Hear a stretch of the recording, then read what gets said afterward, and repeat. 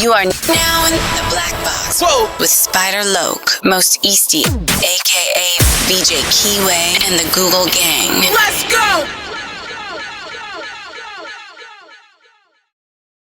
Snakewood and that hustle. Big shout out to my nigga SPI, Spider Loke. You know I'm in the black box. Had to come through, tap in, show love one time. Yeah, y'all make sure y'all subscribe. Stay tuned. All that. Jeter. Gratitude is the attitude. This show is a blessing. To be back in the black box as we blow a succession, the constant, consistent, continuous content creation campaign continues. Those are the 7 C's if you don't know. And as we navigate on these 7 C's, I'm the captain of the voyage, SPI Easty, a.k.a. VJ Keyway, Mr. 1597 himself, the host of our very own R&R Hour, where we rest, relax, roll up, and we do random reactions. So let's get ready for another one. The title of this one comes from my boy Big Ant, Urban Politicians TV, UPT. Go over there to his channel. Make sure you follow up. We react to his content quite often. This one says, Boosie reacts to Diddy and Cassie peeing on an escort, federal testimony. She liked that's how he left it, cliffhanger. I had to go in. It was a short amount of time, fit our criteria perfectly. With no further ado, let's see what Ant says. Boosie says, Diddy, Cassie, and the Escorts have been up to. Lauren LaRosa, so we are here at court. The day is over. It's been a long day. Normally I check in with y'all, but I couldn't do that today because if I had left the courtroom, I wouldn't have made it back in court to hear the testimonies. We got through the jury selection. We got through opening statements from both sides, the defendants and the prosecutors, and we also heard from 2 witnesses. Now, I just turned my phones on, and already the headlines that I'm seeing are people talking about the male escort, what was claimed by the male escort, right? There were claims of who made who urinate on who, whether Diddy, Cassie, who told who to do what. There were conversations about jealousy between Cassie and Kim Porter, and this being just a toxic relationship, and domestic violence and assault being things that Diddy is willing to own up to, but trafficking and all the other things being things that he is not willing to own up to. There's a lot to break down from today. It was very detailed. Now let's get into the whole peeing in the mouth by the escort. So on the stand, the prosecution did allege that Cassie is going to testify that Puff allegedly had made a male escort pee in her mouth. That is what they alleged in their opening statement. What the fuck? Oh my God.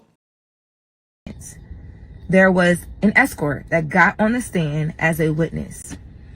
During this testimony, this escort talked about being made to pee in Cassie's mouth.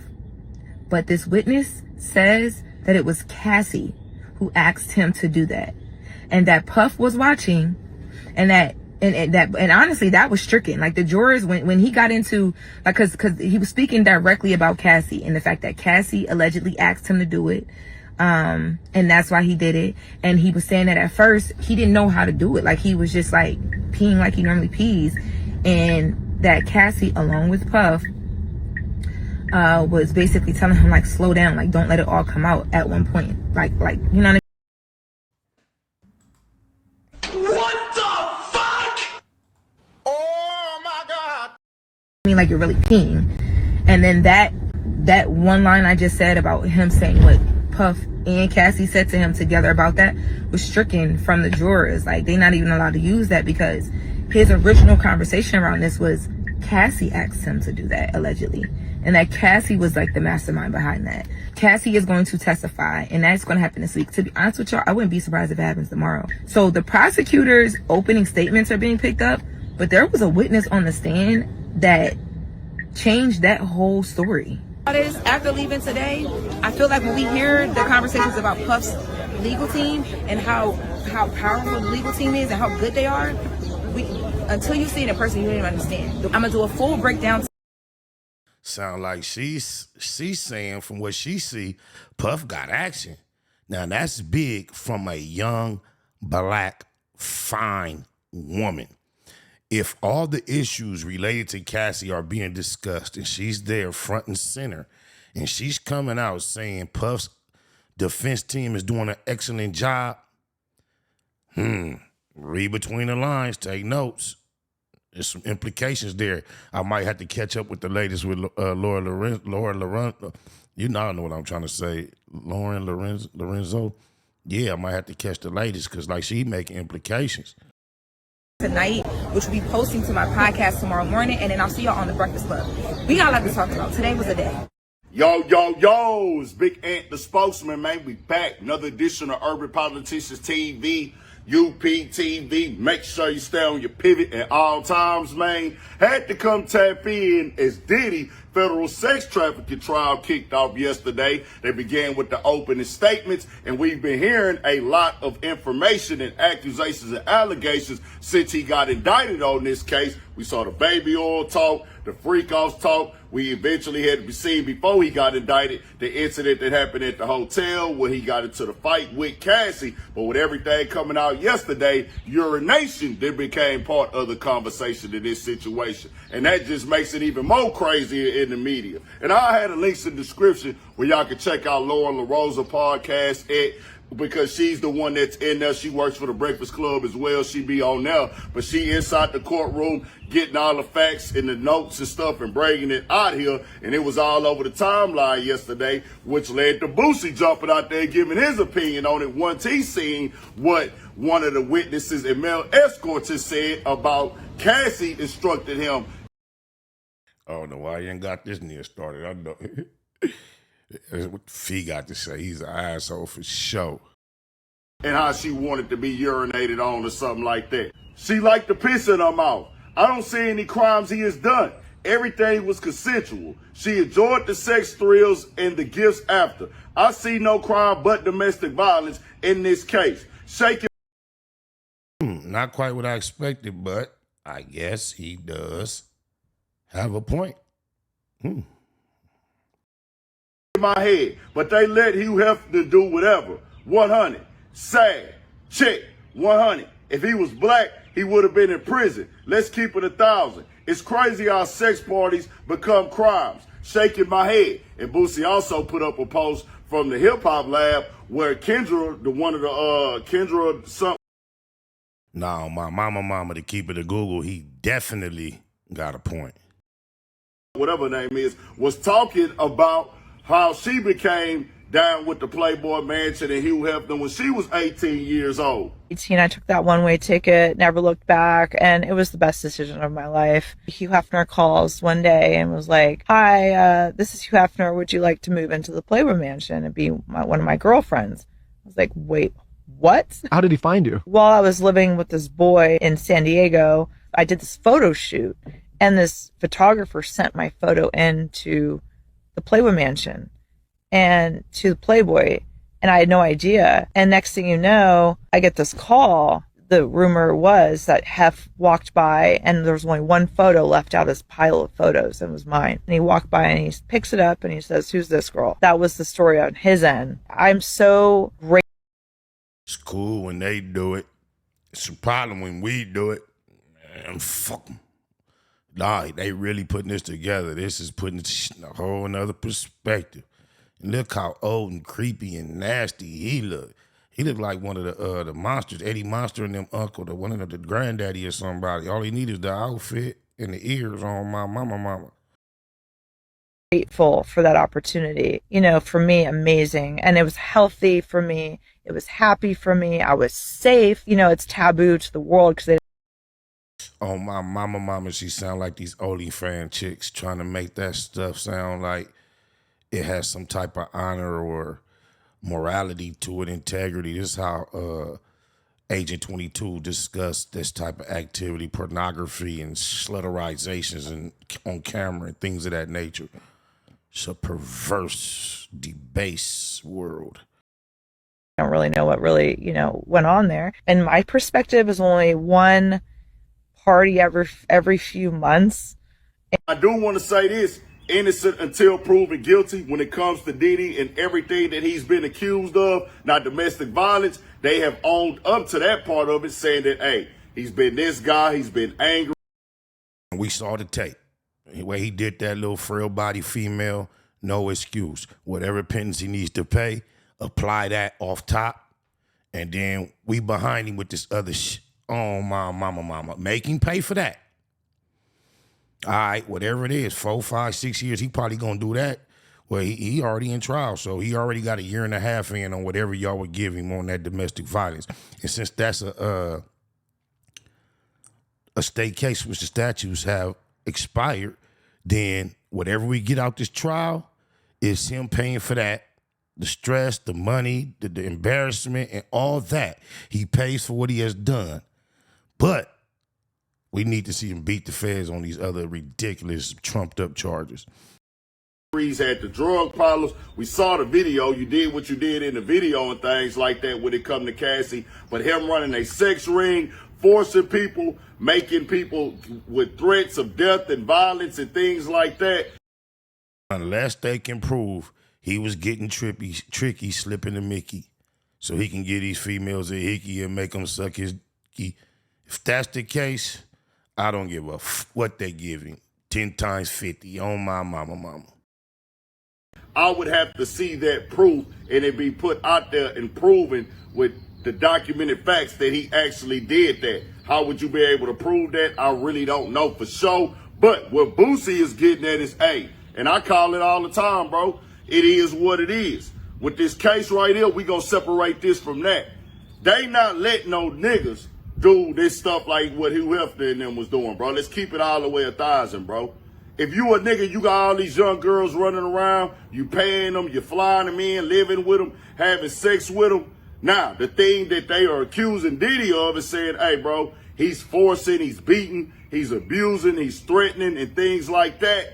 The question now is that this deserve, and this is going to be an opinion-based thing, did it deserve to get to this federal level of him trafficking? Truly opinion-based, but the only opinions that's going to matter are those 12 jurors on my mama. Him being a ring runner, or is he somebody that just got a wild sex life? Is he somebody that got these weird fetishes of seeing the girl that he's dealing with and they having sex and getting high, they both on the drugs, they both on the dope, and they just trying to get their right? It's definitely that to some degree at some point. What the prosecution is going to try to have to establish and prove is that initially, he got her into this state of cooperating and going on with this program through coercion or force or manipulation. It's obvious she participated over an extended amount of time, a period of time. I don't think that's even up to debate. I think the audience, the public, is getting caught up in that debate when that's not even an issue. The issue is, why was she participating over this long, extended amount of time, even if she enjoyed it? It's almost as if you engage with the minor. The minor can enjoy the actual activity physically, but it doesn't make it legal. And it's same with certain statutes and stipulations they're trying to apply to this case. If she did these things under certain circumstances, it is still illegal whether she enjoyed them or not. Y'all got to catch up, keep up. Off on some freaky orgy type stuff, which I'm saying this for any nigga. If you moving like this, y'all do what y'all do, but that's some nasty, disgusting stuff, man. And I thought she was Rihanna for a second. I looked down, looked up through my peripheral, thought I seen Riri. Oh, my mama. She kind of got Riri with that natural little fuller face. Little more, whatever you call it, exotic, tropical looking too. Asiatic, I don't know what that is. Polynesian, something. She looked good though. They like getting niggas to pee on girls and you want to see it, giving a nigga directions on how to pee it. I don't even want no female who want to be died with that type of stuff at all, but let alone sit up here and like, we just flying in, escorts or whatever. That is how they want to level it up and charge it to a certain extent when it comes to these type of situations. And they pick and choose when they do that. Certain people they let get away with this stuff, certain people they don't. But if they wasn't forcing and like holding people down, threatening them with their life, you keep this going on for so long, yeah, you could say the relationship was abusive. You could say you feel like you had no choice. And I wasn't there to know. That's why I say I gotta wait till the facts come all the way out. But what Boosie is saying right there, it is some truth to that. Now Cassie is taking a stand today. By the time this video come out, she probably would have already got up there and testified. It's all type of details that's gonna get real. And they gonna be real nasty, real disgusting. real wild. Down. She also got into the nature of those so-called freak-offs, saying that they involved hiring an escort and they performed under the direction of Combs, saying that they happened so frequently it eventually became a job for her to set them up. Ventura said she did not feel she had much of a choice but to participate, that she feared that Combs would retaliate. I told y'all that was going to be conceded, that she participated and enjoyed the activities for an extended amount of time. But however, if they can classify her as some type of, to any degree, even though it wasn't physical, prisoner throughout that time, or someone who was operating under duress or influence or manipulation or pressure, that's what they trying to shape this as. Oh, my mama. Or potentially blackmail her if she did not. And she's had at times to take, she's taken deep breaths. Bro, all they have to establish or convince the jury is when these things first started, he got Cassie to do 1-2 compromising things against her will without her knowledge, showed it to her on tape, and then the rest of this activity was under a blackmail type of understanding. Let me get you to understand this. They've been saying long for years before this case came up, conspiracy theorists, okay, quote unquote, is what people blamed it on. You know how they do the high-ups in the industry? What they do is they take you, they get you around, tell you they like you, they tell you they thinking about giving you a deal, they take you to a party, slip something in your drink. Now, while you're under the influence, they get you on camera doing all these unthinkable things. Then when you get sobered up, they tell you, hey, look, man, here go paperwork, here you finna sign this. And you look at it and say, man, I gotta get my lawyer to go. He said, no, we ain't got time for that. You gonna sign this tonight. No, I'm not. I ain't finna sign it. Oh, yes, you is. No, I ain't. Oh, yes, you is. You know why? Why? Then they show you on camera what you did last night, what you had no clue that you had done. So this has been a known thing for years. So I don't know how difficult it's going to be for them to establish some type of parameters like that associated with this case, because they already been spewing hints of that type of energy around this already from the jump. Pausing her testimony, Combs appearing to be listening pretty passively with his hands in his lap. Right there, she looked better than old girl and Riri. Oh, mama. At the defense table there. Now remember, this is the first time that they are seeing each other face to face. Yeah, this is crazy stuff, nigga. I didn't think we was gonna be. Hey, I didn't even think about that this type of stuff was gonna come out, but here it is, nigga. The other side of it. Nah, it's like it's in there. Nah, it's game time. It's like ooh, peeing and orgies and freaking. Oh man, this is. What you mean you didn't think you know the freaking was coming? The peeing is kind of like a brand new splash, pun intended, but. Yeah, I knew it was gonna get cracking. This is one for the ages. Let's go. I don't know how much my audience actually like this though.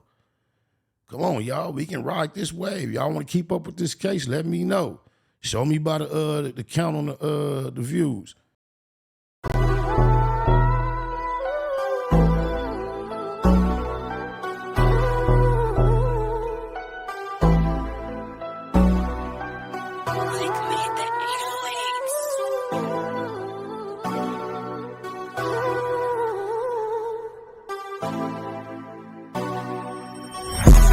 Interstate and chase me a bag. Pop bottles every time that I pass. It's that mafia swag, fly crippin'. You see me drippin' all this Max sauce. Bay Mac, be about your money at all costs. Hop on the interstate and chase me a bag. Pop bottles every time that I pass. It's that mafia swag, fly crippin'. You see me drippin' all this Max sauce. Bay Mac, be about your money at all costs. I'm from the land of the crack pavement. When niggas holler stay dangerous and squabble up just like Javante Davis. Niggas haters, they on lame shit. We be on that game shit. He thought he got away. I chase him down LeBron James shit. Blood stain from the stainless, he need a paramedic. And we play ball. Everybody around me athletic, still stepping, well committed. I stand on business. Every load I jump in, that bitch tinted. Won't catch me slipping. About my money low, run me that bag. Call my bitch and say I need you. She gon' run to me fast. That mafia swag, she can't get enough.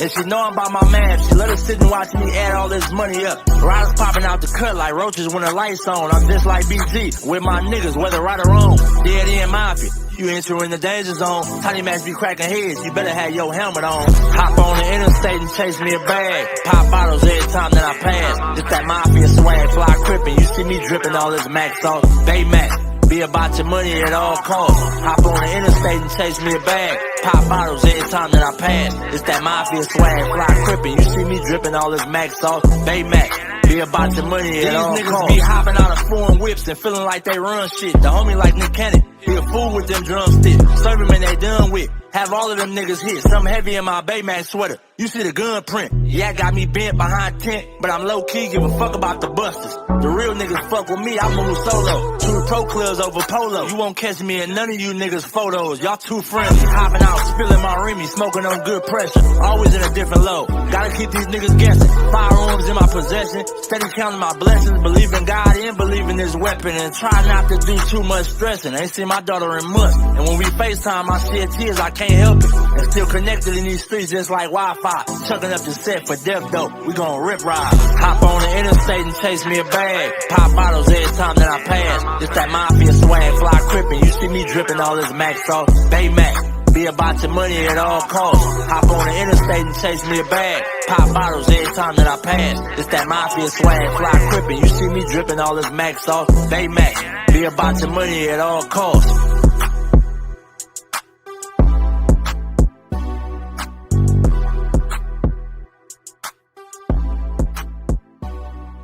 In that hustle. Big shout out to my nigga SPI, Spotter Low. You know I'm in the black box, had to come through, tap in, show love one time. Yeah, y'all make sure y'all subscribe. Stay tuned, all that. It's the homie cook-up boss, goddammit, Cub Low. And y'all tuning in to the Wake and Bake Show with goddammit the homeboy Spider Low. Here with SPI, the realest nigga in LA. Spider this bitch! My nigga Spider Low. Spider Low, nigga. Spider Low. It's Spider Low. Spider Low. Spider Low. Spider Low. Spider Low, that's my nigga. Spider Low. Spider Low. Shout out to SPI, that motherfucking nigga. Spider Low, Wake and Bake. Better keep it Google, nigga. Loke is in LA somewhere doing what he's doing. In the words of Spider Loke on my mama's mama. Spider Loke's gear. This is Bay Mac. Nate Blood, C-Mac. Shout out my Loke, Spider Loke, huh? Nate Blood, on hood. It's a beautiful world. You fight me? Fight, cred.